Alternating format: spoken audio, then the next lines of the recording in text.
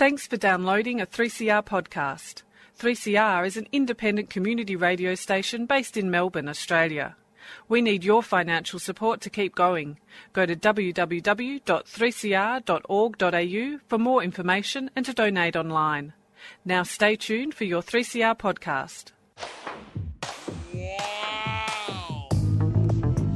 But you also had people that were very fine people on both sides. And the aliens with mind meld and give them the technology. They're bad aliens. So are you surprised the Nazis were influenced by demons? No, if demons are real, I would definitely think they'd be on the side of the Nazis. Yeah. McDonald's is connected to the Clintons. They chop up the bodies and put them into the sausage and hamburgers. People are being cannibalized. Look it up. And I'm watching CNN talk about this as violent white nationalist protests. We have done everything in our power to keep this peaceful, you know? It's Pepe's become kind of a symbol. Welcome to Yeah Nah Pasaran, a show about fascism and its gravediggers. I'm Cam Smith. I'm Andy Fleming. This week we are joined by Brooke Binkowski, who is the managing editor of truthaurfiction.com. Thanks for joining us. My pleasure. Thank you so much for pronouncing my name right. I guess just to begin with, what is truthaurfiction.com? We're a counter-disinformation and debunking site. We generally focus on debunking harmful disinformation narratives that go on around the internet and work their way into policy almost immediately. Sometimes we like to do urban myths and folklore. We actually came at this through folklore mentality. We started out doing sort of like addressing these legends, these urban legends as folklore, as a form of folklore. But over time, they became, more and more tainted. And so we became more and more of a counter disinformation narrative site. So we'll do mostly what we try to do is the kind of stuff that goes viral that has a harmful germ of rhetoric or weaponized propaganda in it and debunk that. Sometimes we'll do rundowns of narratives that are going on. And sometimes I just get mad and type something up.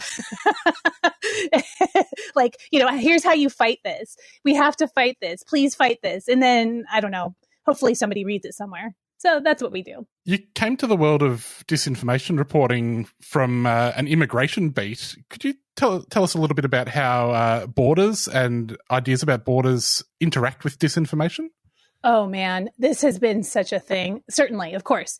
First of all, I didn't realize when I first got into counter disinfo and debunking that it was going to end up being so much about the border. I was a border reporter at the U.S.-Mexico border for many years. And before that, I was a Southern California area reporter for some LA-based news organizations and so on. I did breaking news, spot news, just the kind of stuff like when something blows up, they send the reporter out. I was that reporter for many years. And I loved it. I loved being on the scene of history as it was happening. But eventually, over time, and, getting fired a lot, I'm very good at that. And that's because I generally am, I'm very suspicious of anybody in authority, which also includes my own management, right? So when I was younger, I was always like unionizing newsrooms and telling off my bosses and getting myself fired. And I would do it all over again. The only reason that it's not happening now is because now I'm the management. Anyway, so all this was happening. And because of my own life, I've always tracked white supremacists and Nazis for my own safety, right? And I can get into that if you're interested, but just know that it's been for my own safety. It was like sort of this private hobby that I had that everybody thought I was weird for doing, but I always tracked these Nazi groups and so on.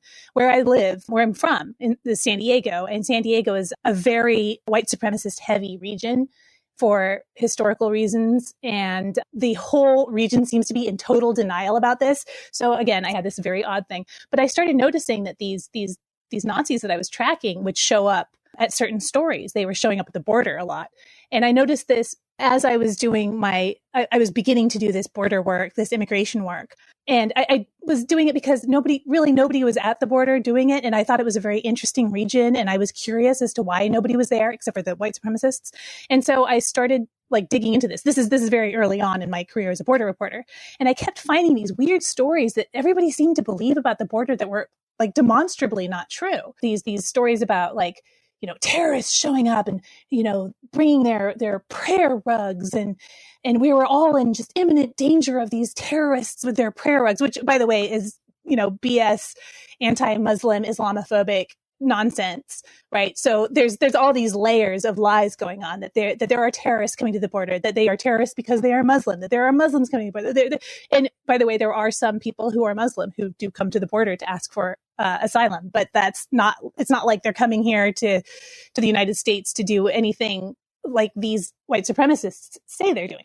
So I kept hearing these narratives. People seem to actually believe this. And so I decided to turn myself into like the border whisperer and try to convince Americans in particular, not just Americans, but mostly, white Americans, I would try to convince them to pay attention to what was happening at the border, because I was very alarmed, by these lies, by these narratives. It hadn't occurred to me at this point. And this was probably, I started really at the border in earnest in probably 2008. At that point, it wouldn't even have occurred to me to call it disinformation. It was just these weird stories that everybody believed. And then we also had this crazy surveillance going on at the border. We still do. I mean, it hasn't gotten any better. It's gotten way worse. But I kept seeing it pick up. We have like these streetlights with cameras in them that send all this crazy data back to law enforcement in San Diego. We've got like these really intrusive things that you have to do in order to get a pass to travel back and forth across the US-Mexico border. You have to be like all these things. So this is all going on. I can't get any kind of traction. Nobody cares about my stories. By now, by the way, after getting fired several times, I've gone fully freelance, which meant I was making a lot less money, but I was way happier, right? So I'm freelancing at the border. Anytime there's some kind of big story, I try to sell it. I'm doing this like multimedia stuff.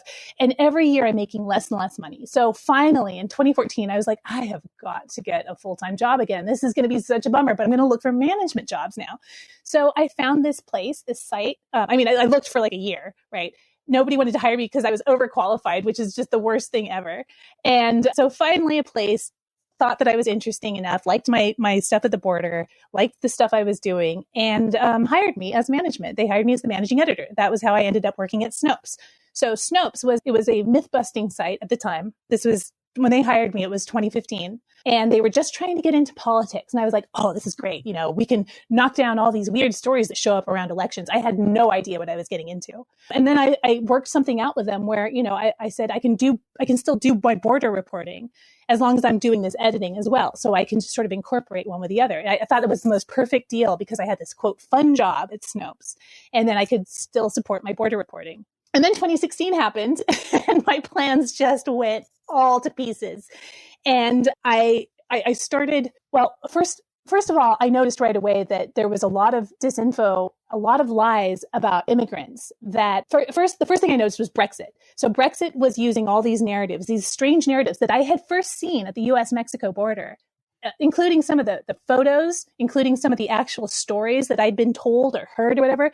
They were using those as part of the Brexit deal. And I was like, okay, well, this is obviously just complete lies because, I debunked this myself at the border. Like, this is just not true. This is simply a lie. So we started debunking those stories and it kept snowballing. And finally, by 2018, with the family separation, my God, it became so clear that what I was seeing at the border had always been disinformation, that it was part of a larger global disinformation campaign that was being used to attack immigrants, migrants, asylum seekers, and refugees all over the place, that it was the same people at the border, the same stories. It was the same everything. And then I started to think, oh boy, we are in big frickin' trouble. So that's kind of how it all came together and why I started to become very strident about the people around these disinfo narratives and about the border, and why not just Americans, but the whole world now needs to pay attention to what's happening around the world at borders.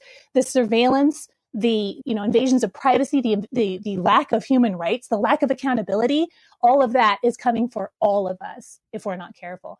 So, that's my warning, because I have now become, by the way, I used to be a real fun party girl. I have gone from being a real fun party girl to being somebody who's never invited to parties, which is fine because, we're in a pandemic. But even well before that, because I just brought everybody down. I get a couple drinks in me. I'd be like, we're all going down together, right?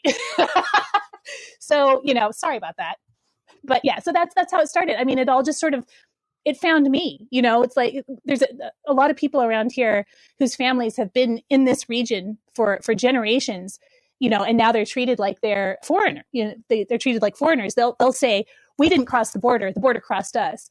And I not to appropriate that because it's not my family's history, but, I I tried to leave the border, but the border just kept on coming for me. And it still is, and now we're in this awful situation where those same exact people, this same network of lobbyists and dark money politician, loving politicians and, just itinerant, I'm trying not to swear, it's really hard, jerks. All of these people now are going after abortion rights in the United States because they're eugenicists, of course. So it's the same topic, same people. But anyway, I can get into that.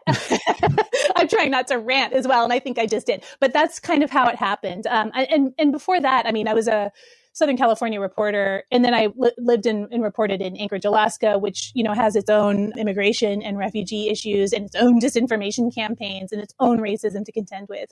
But it's all part of the same story. Like I just kind of always have covered the same story, not on purpose. It just happened that way. Quick fact check, Brooke. Did Mexico ever end up paying for Trump's Great Wall? No. And I'm also irritated now that they have been forced to pay for American border security and surveillance. Did you see that story today? They're now paying for Biden's wall. That's some great news. Thanks for that, Brooke. Sorry. You've been involved in fact-checking for a few years. Do you think things have changed during the course of those years, and have things gotten worse? Way worse. Absolutely worse. They're so bad. Oh my God. Yeah. So first of all, we are still having the same stupid conversations that we had in 2016, 2017, 2018, 2019, and 2020 and 2021. Like, I'm so tired of these conversations. People are talking about whether we should have apps, whether we should teach fact checking in schools, whether we should this. Yeah, that's going to work out real well in schools when we've got these maniacs showing up at school board meetings, threatening to go after people, and maniacs actually showing up at schools with guns. Like, this is not going to work, not as things are right now. We have people talking about, like, I don't know, they're just putting forward all these ridiculous things. Fact checking has been completely appropriated in the United States and elsewhere. So now there's this. Today, I'm very angry because a bunch of fact checkers decided to fact check with there was no point to it other than it just didn't feel real to them. They decided to fact check this awful story about a 10-year-old needing an abortion. So they come out and they're like, well, this is a one source story. I don't think this is true. And of course it comes out almost immediately afterward that this suspect has been arrested and so on. So they just went and, just like helped further destroy a 10-year-old's life because they just didn't think it felt right. This is where we're at right now. It's almost exactly the same as it was in 2016, only it's worse. And, there are some really good, really solid journalists who are working in this industry, working in this particular field and on this particular topic. And I don't mean to come down on them because they're doing really great work. But as far as an industry goes, it's been completely co-opted. Facebook took it over. It's been destroyed. I mean, they've got like Facebook fact checkers that consist of like these far right blogs, like the Daily Caller. Like, it's so bad. So the one thing that is tried and true that will absolutely help, that will work, nobody wants to do it. And that thing is funding independent journalism. That's what you need to do. Journalists know how to fight disinformation if they're just left alone to do it. Because what you do, the way you fight disinfo is by solid, transparent journalism. So yeah, it's gotten worse. I mean, we're losing an average of 2 newspapers a day. Democracy is in such bad shape. I keep hoping for like some kind of miraculous turnaround, but honestly, it's super depressing right now. What do you make of the announcement that was made earlier this year by the Biden administration that it would be going to create a disinformation governance board? I thought it was great. I that really needed to be done. And Nina Jankowicz is a very, very good, solid, like on top of things, disinformation, like counter disinfo person. The way that it was presented and the way that it was handled ended up throwing her very much under the bus. And the way it was gendered, the way it was used to attack women in general, ended up with, I think, probably, the few remaining women, except for me and my coworker, like fleeing completely because it was personal attacks. People were attacking her career. They were attacking, her background. They were like, well, she doesn't know. She's just a young woman. She doesn't know anything. She's been in the fact-checking, debunking, counter-disinfo world longer than I have, as far as I know. And she's really, really good. Anyway, I thought it was great. I do understand why people would be concerned about disinfo, being handled by a government, because it would be very easy to turn against, legitimate journalists and fact-checkers and so on. But this board, I I mean, who knows what this board is going to do? It seems to me that somebody like Nina, who was the one who was tapped, would be very aware of sensitive issues like for the First Amendment, freedom of the press, and freedom of speech. So like she just got hit with all these accusations. She never got even a chance to say anything about it. I thought that it was a very good idea. I would have liked to have seen it play out. And, the fact that, however, that the Biden administration didn't anticipate the bad faith smears and disinfo attacks against the government's board leads me to believe that it probably wouldn't have been handled as well as it could have been. So yeah, it's just another woman getting thrown under the bus, thrown to the far right wolves. What I'd like to see again is just a better situation in place for more independent journalism, because again, that is the one thing that is going to work. But in the absence of that, I will absolutely settle for a government disinfo board. I do think, though, that it was for foreign. I think it was intended for foreign disinformation campaigns for stuff that was outside the country, and I think it was intended to just spotlight them. But it doesn't matter what it was intended to do, because now we're not going to get one. So yeah, I'm mad about that too. I'm mad about everything. I'm so sorry, everybody. They needed the governance board to advise their governance board on what was about to happen to them. It seemed like the machine rolled into action very quickly to paint it as being like the Ministry of Truth, and they were going to be slapping Facebook disinformation stickers onto you in real life and things like that. Yeah, that's exactly, and that is the true strength of the disinfo machine. The English language and the Spanish language, and I those are the two that I can watch. Those are the two that I'm able to watch. So I can't really speak for any other languages, but the English and Spanish language disinfo machines are incredibly fast, very well coordinated. They're all in like DM rooms and Facebook groups and Slack chats together, and they swing into action immediately. And they you can tell the messaging is coordinated, and it drives me crazy because it's so obviously coordinated. It's so but now we all get to deal with it like it's real, right? But yeah, it was astonishing how fast that particular thing swung into action. I actually heard the disinfo about it before I even heard about the governance board, and I'm pretty on top of disinfo stuff. That's how like fast and smooth they were. And I was like, oh God, if they're complaining about this, it's got to be a good thing. Have you ever thought of switching sides, Brooke? You could produce some very, effective disinformation yourself if you were given the opportunity, I imagine. Oh, I think I'd be really good at it, but then I'd have to hang around disinformation purveyors, and those people have terrible hygiene. They smell so bad. I want nothing to do with them. All those right-wing freaks do not shower. Well, speaking of far-right blogs and Facebook and their ability to insert themselves into the discourse and supposedly fact-check, I suppose the other thing is that, in the United States, you've got something like Fox News, which may not be the most reliable of sources. But in Australia, we've had calls for the government to institute an inquiry into the effects of Murdoch's media empire on Australian politics. Can you talk a little bit about Fox and other major media and their role in perpetuating disinformation? Oh, sure. Well, Fox. So I have a terrible dichotomy with Fox because their international reporters, some of them are really good. Some of their national reporters are decent, but their international reporting team that's outside the sort of Death Star is solid. And when I say solid, I mean they're credible, reliable, good journalists. I use that term a lot, and it makes it sound like they're just like dense like stars or something. But they're good, credible journalists. But then there's like the talk show hosts. They are utterly corrosive. It's disgusting. They get so much time. They can say whatever they want. And the stuff that they say is loathsome. And what they're doing, and they've been doing this for years, is it's this pattern that goes like this. There's these fringe sites that say, absolutely absurd stuff. And usually it boils down to, the Jews did it. So, that's kind of like the basis of all the disinfo, all the propaganda, all the weaponized narratives. It all seems to boil down to the Jews did it, which is really great because I found out my family was Jewish in 2017, and it's just been amazing ever since. I'm responsible for everything, and I'm in the media, so So this corrosive stuff, it washes around on these disgusting sites like 8kun or 4chan or I can't remember, the Donald Trump Reddit, the Donald on Reddit, those places. A lot of those places are now defunct, but there's other places like them, there's Rumble and Gab and so on. And they just say the most disgusting stuff, right? They have these elaborate disinformation campaigns that build on these decades old, sometimes centuries old, weaponized disinfo campaigns that are proven to work, that are proven to get people upset. So they wash around all these fringe sites. Then they get slightly laundered by slightly less fringe sites that are still very toxic, like OANN or the Daily Caller or I don't know, any one of those twerps. And so it just kind of gets slightly laundered.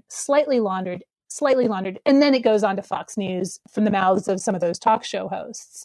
And because they're getting it from a laundered source, if you go to try to if you're not very apprised of how these people work and you go to look up what they're saying, you'll find, quote, proof. It's this whole entirely closed infosphere that keeps people trapped in this mentality, and they also add in all this emotional language. They add in, all this incitement to violence. They sneer at the idea of human rights. They degrade these sorts of things. And this goes on and on for hours every single night. It's toxic, corrosive propaganda. I don't know if you've watched any of it. I find it really difficult to watch any of it because it's so performative and so corrosive that I get through about 30 seconds. I'm like, I'll just read a transcript, So it's so bad. And what it's doing too.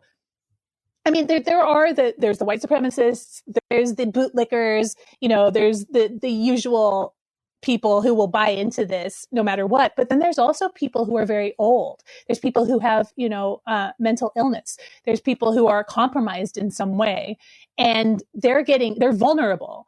They're getting hit with this messaging as well. And they have no defense against it. They don't really, they're vulnerable to that type of messaging, and it sucks them in. And so it's, I'm sure you've seen it as well. These folks whose personalities completely change within a matter of months. And I can't speak to the personality change entirely because I'm not a psychologist, but at least some of it is definitely to do with this unmooring of people from everyday reality. And that's what Fox News, OANN, the Gateway Pundit, social media, being filled with all these toxic bots and so on. That's what they're doing. And so what it's doing is directing violence into political ends. So it's encouraging violent people to be violent and then directing that violence. It's super, super dangerous, especially here where we have almost no safety net or recourse at the moment. Currently, there's a Senate inquiry into the events of January 6th and a lot of discussion about the role that disinformation played in, I guess, propelling people to participate.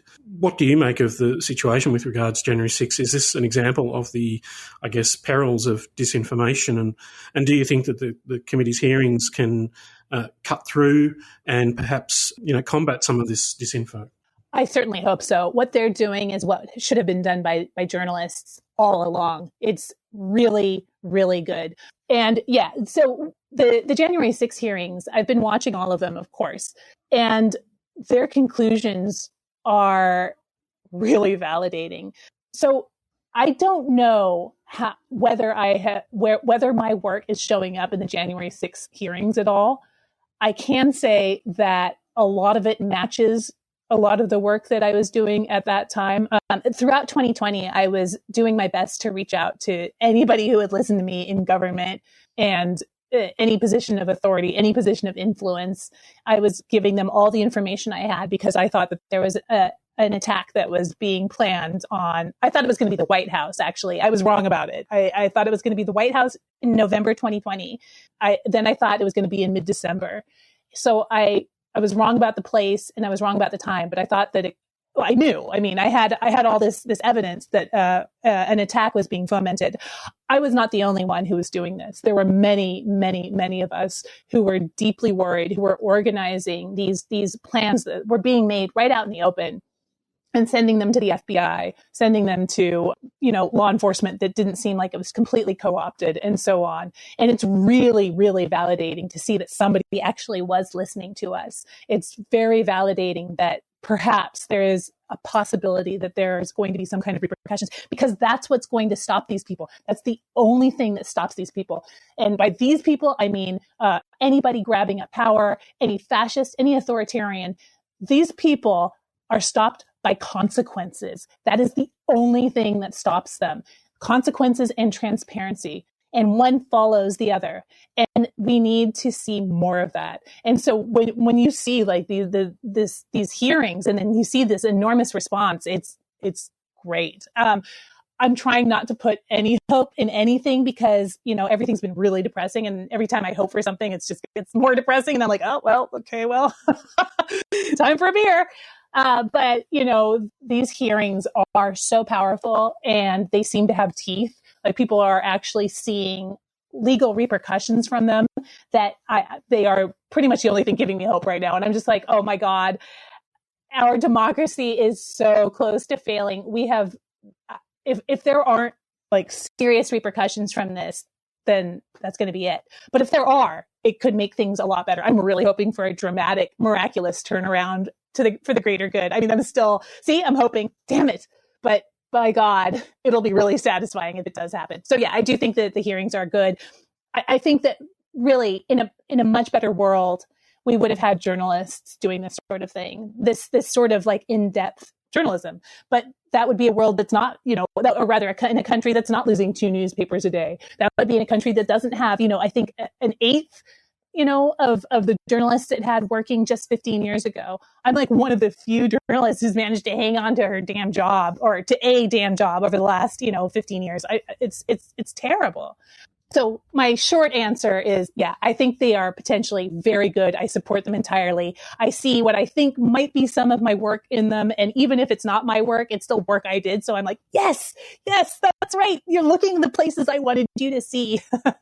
So it's very cool. I don't want to ask too pointed a question just when you've briefly gotten your hopes up, but it seems like the Republican Party in the United States has been completely captured by Christian nationalists. You have this QAnon element, which is completely unmoored from reality. Is there a road back for these people? No, and there shouldn't be, honestly. They should all be removed from power and go down. So QAnon is just a warmed over, slightly modern version of the protocols of the learned elders of Zion. It's a blood libel, anti-Semitic narrative. So anybody who is pushing that needs to be barred from power. If I had my way, I would have removed all these people from power. But of course, I don't have my way. If you're a lawmaker and you're pushing an anti-Semitic, line, you're telling everybody that you are not capable of governing, of adequately representing your constituents.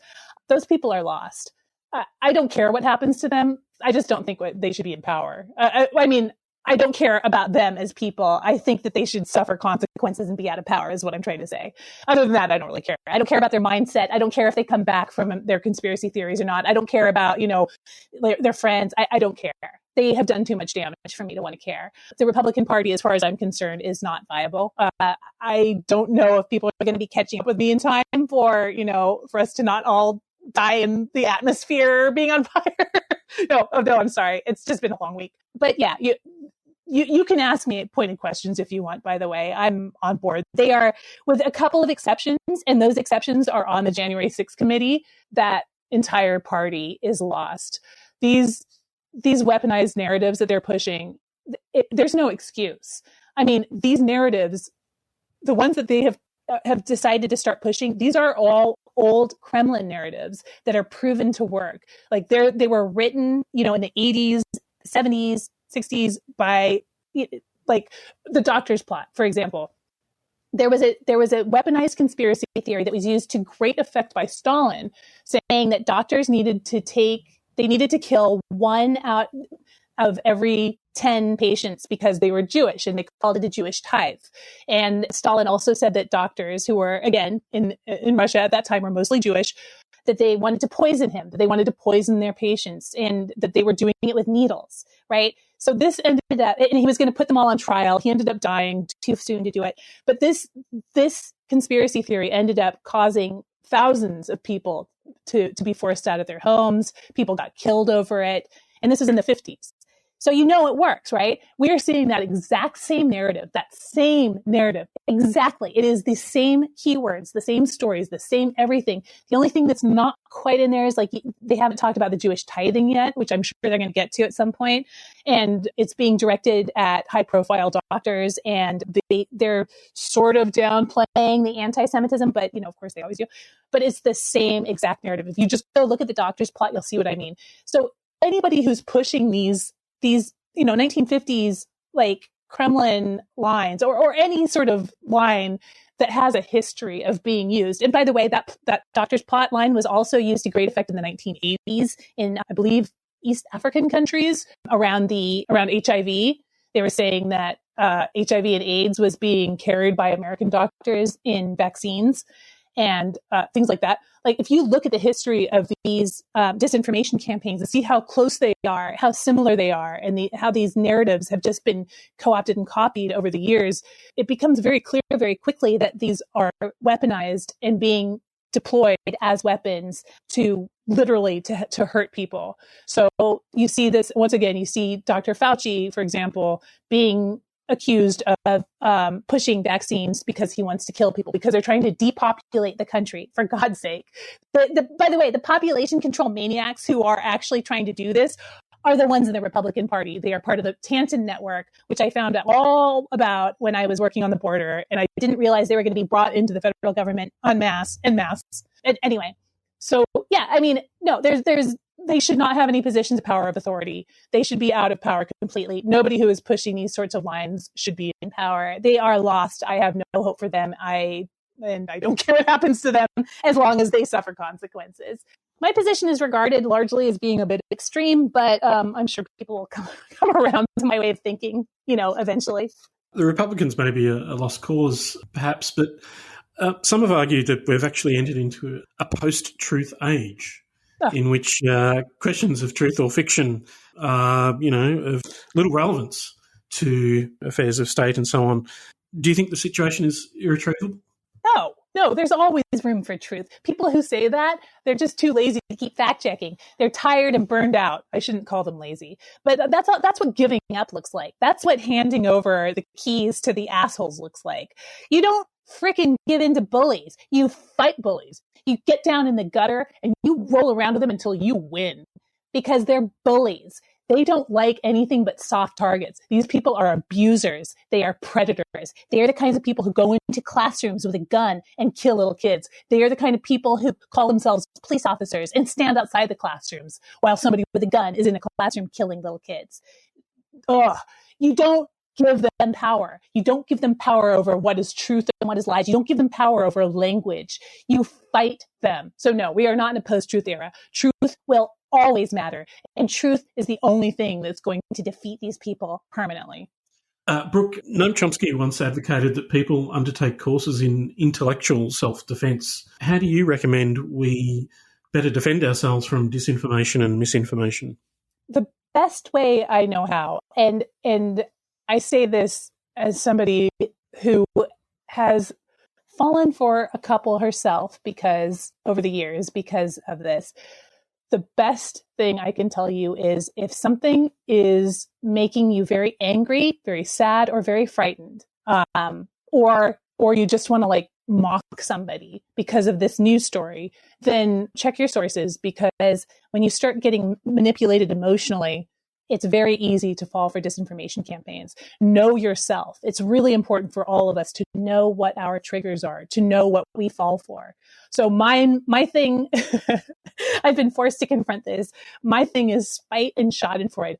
I love when bad things happen to people I hate. I love it. I will dance around and giggle and have the most obscene glee over it. If somebody who has done something bad to me or said something bad to me, loses their job or is professionally humiliated or publicly humiliated, I'm like, ha, ha, ha, ha, ha.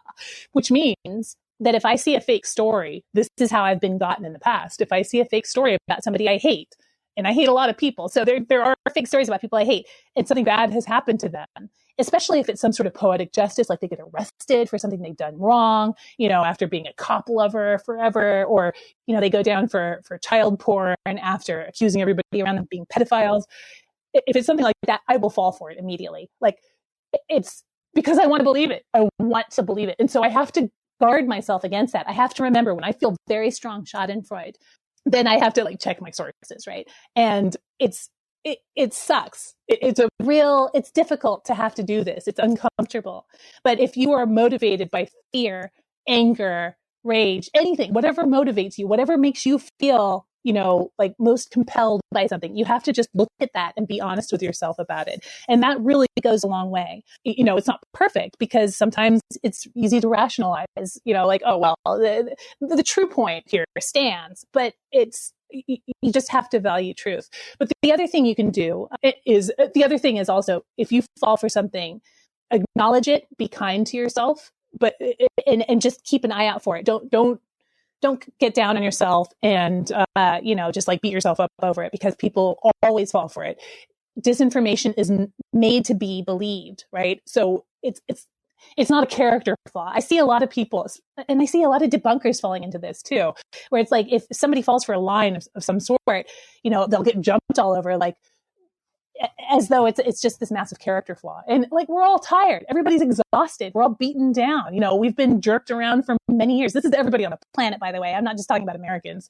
We are all so tired. We're living in a, climate change proscribed world where our leaders, for the most part, seem to just have their thumbs up their butts. Sorry. And it's terrifying and awful. And, so in a situation like this, it's often difficult to know what to believe. And it's very easy to make choices or to pass things on based on emotion.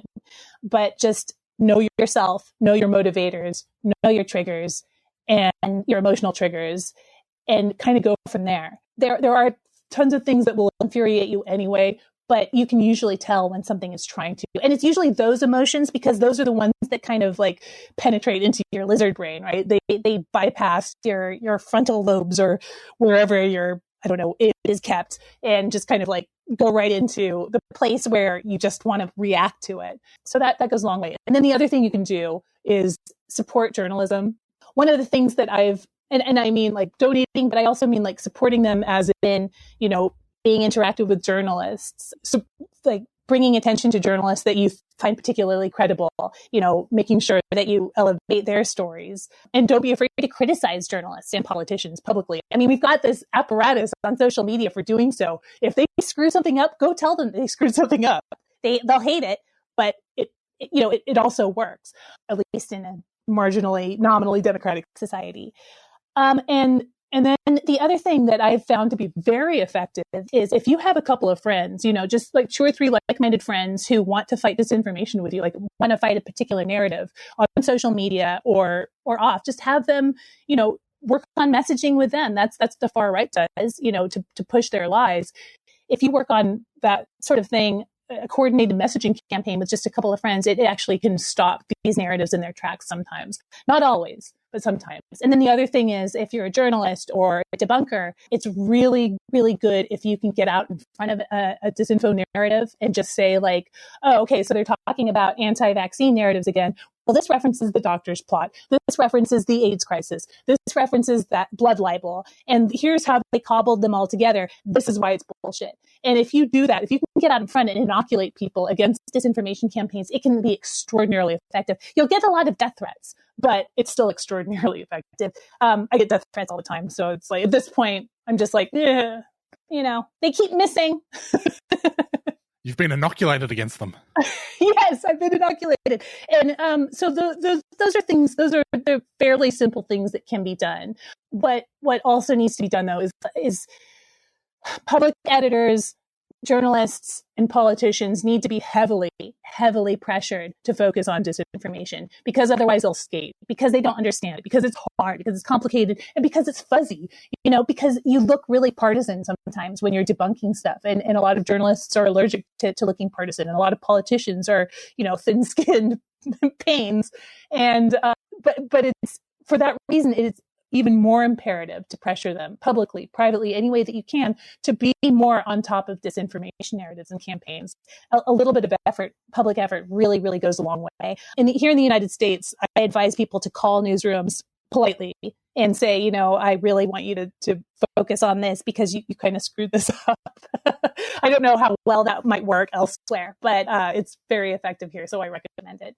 And that's it. Support journalism, work with trusted groups of friends, and know yourself and your own emotional triggers. And I think that's kind of where we're at.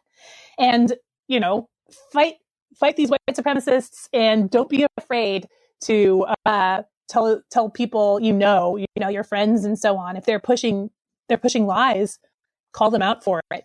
I mean, you could be nice about it, but say, this person that you're talking to, or this topic that you're talking about isn't true.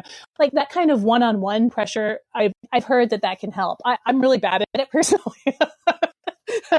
I just start screaming at people, but I've heard it can really be helpful. Sorry, I must recommend it. I just can't tell you about its efficacy because my bedside manner, so to speak, is just dreadful. So I write instead. Thanks so much for joining us. If people want to find you on Twitter, you are at Brooklyn Marie, and the website, of course, is truthorfiction.com. Thanks for coming on. Thank you. I really appreciate it. Well, Andy, that's our show. We'll be back next week.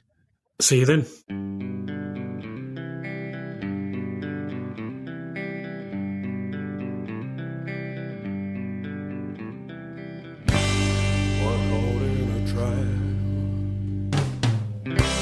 I can't walk out because I love you too much, baby.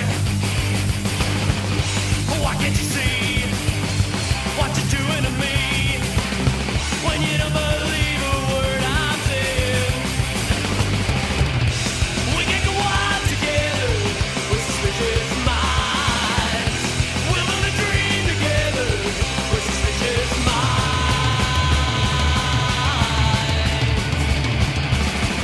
An old friend I know, they're trying to say hello, but I still see suspicion in your eyes. Here we go again, asking where I've been. You can't see the tears I'm crying. We can go out together with suspicious minds. We'll build a dream together with suspicious minds.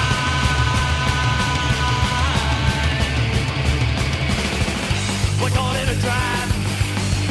I can't walk out because I love you too much, baby. Why can't you see what you're doing to me when you don't believe a word I'm saying? We can go out together with suspicious minds. We'll build a dream together with suspicious minds.